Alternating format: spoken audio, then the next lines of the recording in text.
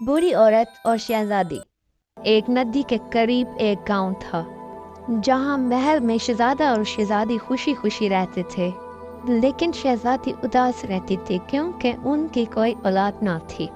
एक दिन शहजादी उदास होकर बगीचे में सैर कर रही थी और चलते चलते एक जंगल में पहुंची, जहां उसे एक बूढ़ी औरत नजर आई।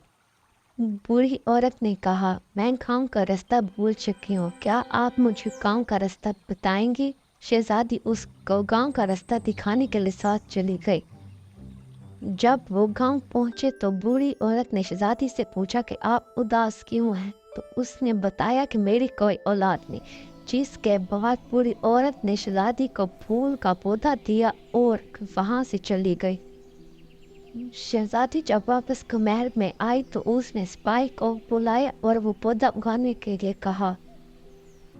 कुछ साल बाद शहजादे और शहजादी की एक बेटी पैदा हुई जो बहुत ही खूबसूरत थी।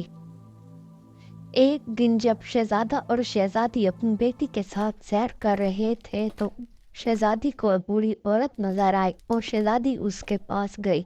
शहजादी ने बूढ़ी औरत का शुक्रिया अदा किया और कहा कि आपका मुझ पर बहुत बड़ा एहसान है। तो बूढ़ी औरत ने कहा कि मेरा आप पर कोई एहसान नहीं, और उड़ने लगी और एक परी के रूप में आ गई